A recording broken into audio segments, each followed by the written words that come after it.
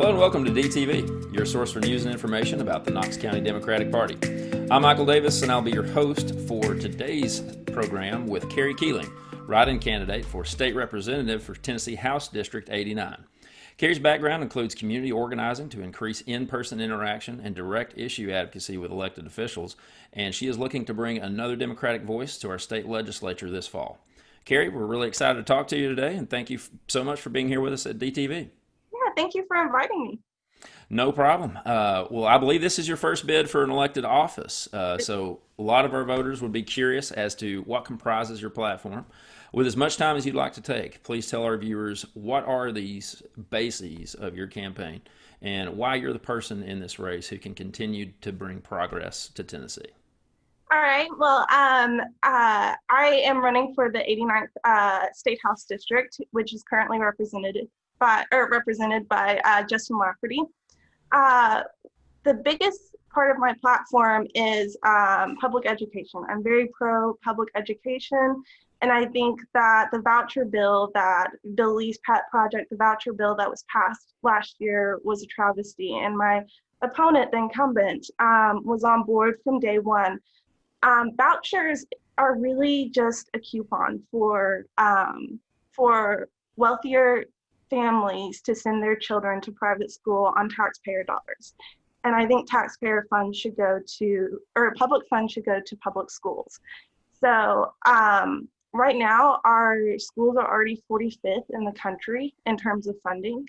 And we really can't afford to take even more money away from public schools, especially now that we're in the middle of a pandemic and we know that more than ever, teachers need a pay raise and students need access to more virtual tech so that they can access their lessons in a safe and secure way. So I want to first go to the legislature to fight the voucher bill, to repeal the voucher bill, which we know is probably illegal anyway. It's just tying up public education funds right now. I also want to raise teacher pay, and I want to increase funding for public education in general so that we can start helping our students, or helping deliver the very best education to our students, which I think everyone will agree our students deserve. I also want to expand Medicaid. I think that at this point, we have left about $10 billion of taxpayer money on the table. We haven't by not expanding Medicaid, and what that means is that we're already paying into the Medicaid program. And so that money is coming out of our taxes already, and it's just flowing into other states who have expanded their Medicaid program. So it wouldn't cost us anything more. And in fact, we can see in both red and blue states, it's been a successful experiment. We can see in Kentucky, and then Oklahoma just passed expanded Medicaid. So this is not a partisan issue. Expanded Medicaid helps cover more working Tennesseans with taxpayer dollars that we are already paying in to the federal government. So it'd just be our legislature asking to bring those taxpayer dollars back home to our state. That would help the closure of rural hospitals, which I think is quickly approaching a crisis if we don't already say that it's a crisis. I mean, we've had so many of those hospitals close, which denies care to these rural communities who will then have, ambulance costs that will, ambulance rides that take them an hour away to the nearest hospital. And that just flat out, that just decreases their chances of survival at that rate. And I think expanded Medicaid, in fact, actually improves quality of life and brings money back into these depleted healthcare systems that we need. So, I think right now the legislature hasn't expanded Medicaid purely for partisan reasons. And there's really no way around it because there's no excuse not to have expanded Medicaid right now. So that kind of brings me to my third point, which is that I think that the supermajority in Nashville is not working for voters anymore. They're working for their top donors. And we can see that if you go look at any financial disclosure for some of these incumbents, my opponent included, you can see that they're getting a lot of money from these big corporations, from private prisons like CoreCivic, and the legislation that they passes tends to kind of flow along the lines of what kind of donations they're getting. So they don't feel accountable to their voters because they're making their money that way. And we saw that in the special session when we had, when we had just bungled the entire pandemic here in Tennessee by unemployed, or by not having our unemployment checks coming out on time, by not having specific, well-defined guidelines for back to school.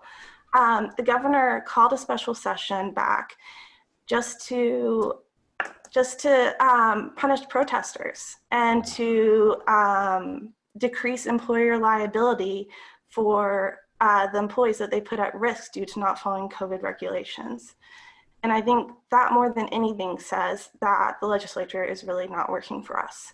And that's why we need to vote for people who are not taking corporate money, myself included. So, yeah. Okay. Great points. Really want to get into some questions to expand on some of those things. It's great to hear that you're focused on those issues. One of the points that you brought up there, well, first off, actually, let's get a little bit into the issue of you being a write-in candidate. Tell us a little bit about that write-in process, its rules in Tennessee, and how voters in your district can make sure that their vote counts when they write you in. Right, yeah, so definitely. So the April deadline, or to get on the ballot for state office, you had to have your petition in by the April deadline. And at that stage, I realized that no Democrat was running in '89 against Lafferty. And that was when I decided to throw my hat into the ring as a write-in candidate. What you have to do in Tennessee is officially file to paperwork asking for the Election Commission to count your name as a write-in vote. And it's a pretty simple process. I went down to the Election Commission, filed my paperwork. They, confirmed my identity and that I was a voter in District 89. So that was really all that it took. They did ask for, variations of my name. So if you do misspell my name slightly, that's probably not going to be a problem. Which is important when your name is Kari, because there are about at least 8 million ways to spell that nowadays. There are a lot of ways to spell it. So I did actually submit a list of the most common misspellings of my name to them as they requested. But any attempt that looks, remotely like they're trying to write my name in, they will count. So, you just have to remember my name, and then I also will have business cards, and hopefully will be staffed out at some of these early voting precincts and day of precincts to hand out business cards to voters too if they need that. Okay, great. So what are your influences, experiences, or people in your life that have urged you toward politics?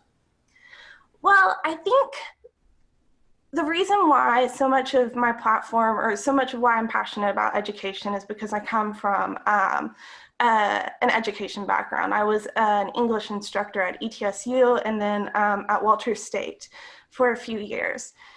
And love teaching, I really love teaching, but the adjunct pay that the hours, the administrative oversight was just so much. And I didn't have a life. I was literally grading essays all the time and making very little money. Adjunct pay is it's very small, and you have to teach a lot of hours to make ends meet. And so I wasn't making ends meet. And so, like a lot of teachers, I think about a third of teachers burn out within their first 5 years, and that was me. And I felt I felt a little depressed about that, but on the other hand, I think some of my friends were saying to me, you didn't fail out of this like career choice, they failed you. And that's what we're doing. We're failing our teachers. Our teachers are either burning out and moving to different careers, or they're moving out of state because we're not paying them enough and providing them enough support. And this pandemic, more than anything, shows that. We can't get teachers, we can't expect teachers to risk their lives, teaching these students, trying to make sure they're wearing their mask, trying to make sure their classrooms are clean, if we're barely paying them enough to live. And if we're taking over their curriculum and demanding that it all work for this standardized testing, then teachers are going to, it demoralizes teachers who feel like their teaching doesn't matter, except just to make sure that the student does well on a test so that they, and that was a big part of why I got into politics. And I also did, of course, through 2016 when Trump was elected and the ACA was being threatened. That was when I joined a lot of the protests and a lot of the people who were asking Senators Alexander and Corker to vote no to vote against the repeal of the ACA. And so healthcare and education has always been a passion of mine. Right. Back to education there, what do you see trends in Tennessee or the country with this kind of undercutting of public education system? Where's that going to lead us, and why should we be paying attention to it now? Well, I think we definitely are going to be seeing our best teachers moving out of state or burning out and moving to different careers. Teachers who are really passionate, teachers like me who really love teaching in the classroom but couldn't deal with the administrative side of things and the low pay and the high expectations. We saw during the pandemic too that a lot of teachers took kind of a voluntary furlough through this pandemic because they were being required to go back to the classroom during dangerous circumstances where they couldn't be guaranteed to be safe. So we are losing teachers right and left. If we are losing our best teachers, if we're not treating our teachers right, then our education quality suffers through our public school systems. And I just think to a lot of the supermajority and to the lead, that doesn't matter so much, because what they want is to push through this voucher program to kind of like lift up these for-profit educational institutions. And we know that, for-profit healthcare is a disaster, right? So why would we try the same thing for schools? We need to be investing in our public schools because public education is a right, and our children deserve that. Do you see any implications outside of what it does to our educators, which is, as you've outlined, is very detrimental? Do you see problems arising in our society if our public education system is failing our children in terms of its cohesion and in terms of its ability to just have the information that our future generations will need to understand and exist and operate in the world? Right, absolutely. As a composition instructor, research and, proper citation was always very important to me. And so, yeah, I see a lot of the failings of the education system in people not understanding how to properly evaluate source materials for factual news. So I think that is definitely a problem. And I think that, this willingness to just believe these clickbait headlines kind of stems from a lack of critical analysis that we're teaching in our school system. And critical analysis is something that you can't really test well on a standardized test. And so I think that's why that's falling by the wayside. Critical analysis, definitely. I think moving to an entirely different level, I think that we're not, my husband, for instance, works at the lab, ORNL, and I think that we're seeing a lot of people who might otherwise be moving into the area, into the state, not wanting to because of our educational system. So I think that that we're not attracting new businesses that could enrich our economy because of that as well. Okay. So Next question. Tell us a little bit about the 89th House District. What are its boundaries? Where is it located? And what are you hearing from some of the constituents there? Right, so 89 is a really interesting place. I live off of Level Road, but it goes from Level Road into Hardin Valley and Carnes, and then a little bit off of Western Avenue as well. So it's kind of like a little bit of a on the outskirts of Knoxville. Um, Constituents here, I think, are really value their public schools, and I think honestly, vouchers is a big part of that. I got a lot more support for my writing campaign than I thought I did, and a lot of it was from educational advocates, which I really appreciate, who were disappointed by Representative Lafferty's vote. They take pride in their schools and they take pride in their teachers, and they think that we're doing a disservice on the legislature for that. So yeah, I think a big concern over here is education. And, you know, it sounds, I don't want to say boring, but it sounds like, you know, over and over again, I just hear education and healthcare over and over again. Right. You know, I think those are the big things. And then transparency, the fact that we don't have a legislature that feels like they need to hold themselves accountable. Right. If there's anything bigger than healthcare recently, it's probably been criminal justice reform, and Yes. it's not it's a current issue everywhere, not just in the places where we've seen a recent police killing as a result of police brutality, but we see that here on a regular basis in Tennessee, and unfortunately probably a lot of unseen ways. Um, to that effect. A lot of people have been talking here locally about including more social workers as first responders. It's an idea that's starting to get a lot of traction, has been tried out in some other cities. There are differing ideas on what it should look like, even right here in Knoxville or Tennessee. How do you see that this could be effectively used in our state? Social workers as first responders. Mm-hmm.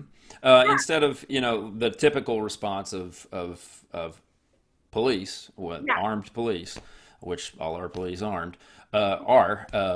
Instead of that, a different kind of first responder that can respond to a mental health crisis or things that don't involve an immediate safety or security risk. Right. Yes, absolutely. So I think that's an interesting idea. And I have to admit, it's not something that I have looked into personally a lot. So I would love to talk to more people about what that would look like.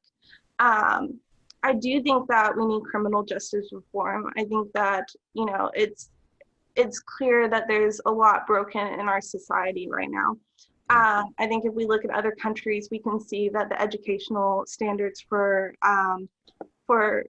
cops are much higher and they do much better.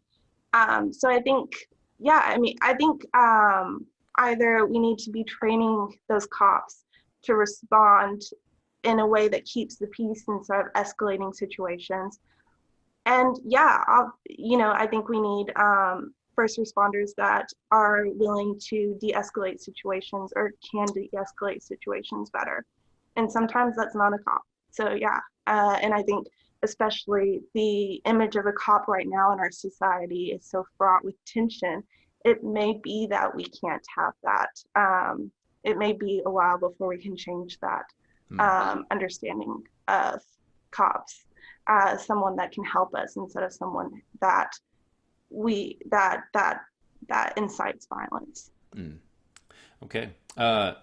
Made some great points about Medicaid expansion and the fact that we're basically exporting a lot of dollars out of Tennessee and into our surrounding states or states all across the country in the way that that it is set up as a tax. How could what would if you were talking to a voter in District 89 and they were against Medicaid expansion, how would you get that point across to them to help them see why Medicaid expansion could be beneficial for them and for the state of Tennessee? I think that a lot of people think that the ACA doesn't work, and that's because Tennessee never expanded Medicaid. And I don't think that's something a lot of voters really understand. We have a lot of protections under the ACA, such as for pre-existing conditions and mental health care, things like that. But by never expanding Medicaid, we never got the full benefit the ACA. So we can't really say that we know the ACA works or doesn't work because we never got that coverage gap, right? And I mean, I think a lot of people are opposed to the idea of giving Medicaid to people who aren't working, but those people are already covered under TennCare and under Social Security or their disability. This is for expanding Medicaid is for people who are working but don't get insurance through their employers.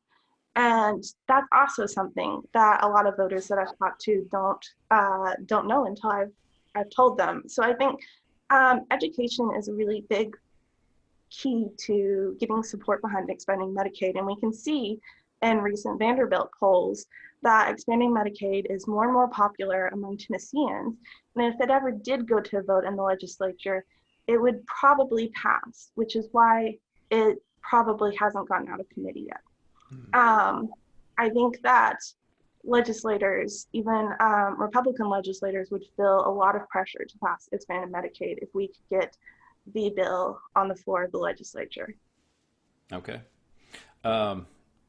Great. Along some of those same lines, there are a lot of proponents of the living wage, increasing minimum wage, so that people working any job can be guaranteed that they can cover their expenses reasonably for rent, for food, and not have to live month to month, especially when crises like a pandemic hit.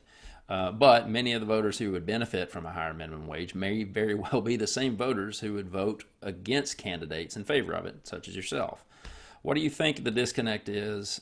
Is this an educational problem? Is it only political? How would you overcome that as a state representative if you were advocating for that to your constituents? Right. I think that is a really interesting problem. And I think it's to an extent, the voters that I talk to a lot talk about if they're against raising the minimum wage, it's because they think that means that their goods and services will go up if they raise the minimum wage. Like, your pizza is going to cost an extra $1 or something like that. So I think they think that raising the minimum wage directly equates to those goods and services being higher. And a lot of that, so I think that takes a lot of work to get into as well. When you have to hold corporations accountable for making sure that they're paying fair salaries to their employees as well as to themselves. And that's a federal level issue, most likely that the state really can't get into. But one of the big ways I think that we can convince these people that raising the minimum wage will work is because Arkansas recently did it. And Arkansas is, a very red state. It's very close to us, in terms of our electorate, in terms of our political views overall. So I think that showing people that Arkansas can do it in these staged increments, that, I think that works. We have to say, hey, people of your political persuasion have managed to do this without, disaster. So I think that's one of the best arguments I've ever heard on that, is that if Arkansas can do it, why can't we? Yes. At any rate, my dad is from Arkansas. I just need to point that out so nobody thinks that. No offense to your dad. It's a fine state, I'm sure. I've been there. It's fine. So with the Supreme Court nomination, we've seen the Republicans go back on their word to hold off on nominating a Supreme Court justice in the last year of a term, to let the voters decide, as they were very vehemently advocating in 2016 when Merrick Garland was nominated by President Obama. I personally feel like this creates even more cynicism about our elected officials than the climate that was already quite cynical before this. Yes. I wouldn't blame too many people for not trusting anyone that's an elected official. You're a young person. This is your first time running for office. In the just a couple and we've just got a few minutes left, but how do you address that? What would you bring to office that would reverse the cynicism, that would restore a little bit of trust, or how can we do that in our elected officials in government? Yeah, that's an interesting question. My first election was Obama's first term. That was a pretty exciting time for me and for a lot of my friends. So I've always associated the political process with some, more positively than I think a lot of other people, especially who came after me. Yeah. So I think that I like helping people, and that's the biggest reason that I've worked in politics, worked as an activist, worked on campaigns. I love talking to voters of all sorts of differing opinions. I've worked in really red areas, talking to really red voters. And we've come to compromises. We've come to have great conversations. And so I would hope that I'm the type of candidate and I'm the type of person who can bridge some of the animosity between the two parties. I'm definitely a Democrat and have progressive ideologies, but I think that we need a balance of ideologies, and right now we don't have that in the state legislature, and that's why I think Tennessee's failing its voters, because the supermajority can kind of run amok without that kind of balance, and so. Yeah, I hope to provide balance. Great. Well, Yeah. thank you so much. Tell our voters how they can get in touch with you, where they can find you online, if you have any upcoming events, and make sure that you spell your name out so they know how to write it in. Yes, absolutely. Yeah, so you can get in touch with me on Facebook at Vote Kari Keeling. You can also send me an email, votekariKeeling@gmail.com. Always happy to respond to voters. That's what I like to do. I have an upcoming event at Nicholas Ballcamp Park this Friday, October 2nd at 6 o'clock, I think. It's on my Facebook page. I'll be there with school board candidate Hannah Kirby, who's amazing. So you can kind of stop by and talk to both of us if you're interested. And then I'll also have another event with Renee Hoyas, Virginia Couch, and Hannah Kirby at Victor Ashe Park, October 11th on Sunday from 5 to 7, I think. So, Okay. yeah. Fantastic. Well, Kari, thank you so much for spending time here with us on DTV this evening. Any last thoughts that you have for our voters in about the few seconds that we've got left? Go vote. Go vote early. Definitely vote. Amen to that. Well, thank you so much for being here with us today. We really appreciated the conversation with you. Good luck on your write-in campaign, and that's KariKeeling for all you people just listening out there. I know that your name should be spelled out there on the screen here at some point, but we really thank you for being here with us today. Thank you so much to all our viewers for watching DTV. Thanks a ton to Doug Viam, who produces these shows, and everybody who works on the DTV committee. We appreciate your help and support with that. I'm Michael Davis. Thank you so much for watching DTV today, and we will see you next time on our next regularly scheduled program for DTV. Thank you, Kari. Thank you.